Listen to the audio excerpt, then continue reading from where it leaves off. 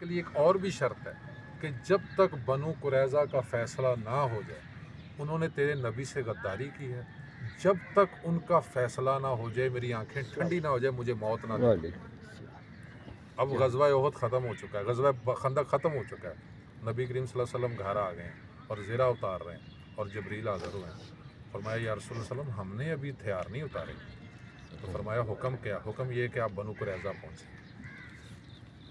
نبی کریم صلی اللہ علیہ وسلم نے اعلان کر دیا کہ سارے لوگ عصر کی نماز بنو قریظہ پڑھیں گے۔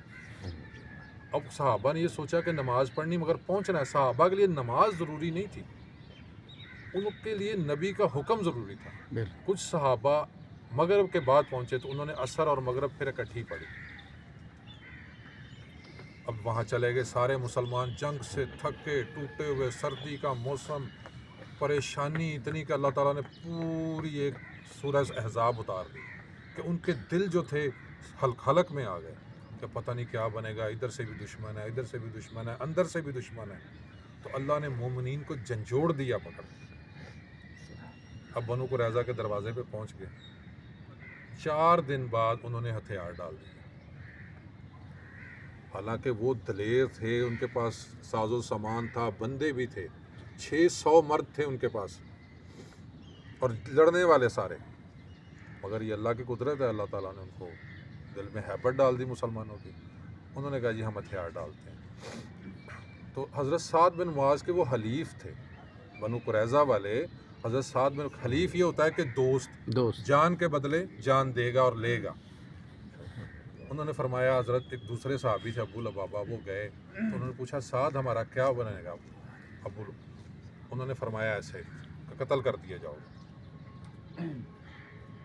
اب وہ جو صحابی تھے ان کو اپنی غلطی کا احساس ہوا کہ میں بہت غلط، انہوں نے خود ہی اپنے آپ کو آ کے مسجد نبوی میں باندھ دیا کہ اب میرا جو معاملہ ہے وہ رسول اللہ طے کریں گے۔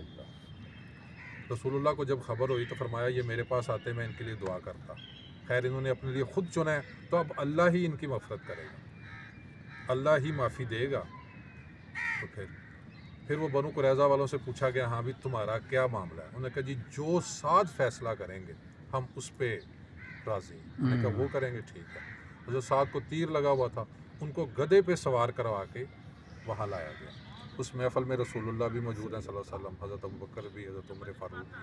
انہوں نے کہا سعد یہ تمہارے فیصلے پہ اترے ہیں۔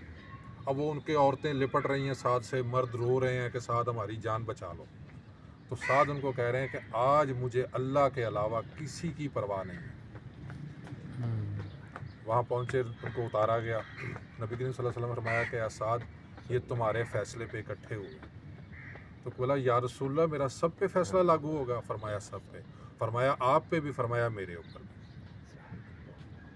فرمایا کہ تمام مرد جو ہیں وہ قتل کر دیے جائیں، عورتیں اور بچے قیدی بنا لیے جائیں اور اموال ضبط کر لی جائیں۔ تو نبی اکرم صلی اللہ علیہ وسلم نے فرمایا کہ آپ نے جو فیصلہ کیا ہے اللہ نے بھی عرش پہ یہی فیصلہ کیا۔ سبحان اللہ۔ اس کے بعد 3 4 5 دن بعد اسی زخم سے سعد بن معاذ کی شہادت ہو گئی۔ اب وہ بیسیکلی انصار کے صدیق اکبر ہیں سعد بن معاذ رضی اللہ عنہ۔ اب یہاں معاملہ ہے کہ نبی کریم صلی اللہ علیہ وسلم نے ان کی قبر کھودی، خود نبی کریم صلی اللہ علیہ وسلم نے ان کو لحد میں اتارا اور نبی کریم صلی اللہ علیہ وسلم کے چہرے کا رنگ متغیر ہو گیا۔ انہوں نے کھڑے ہو کے دعا مانگی، صحابہ نے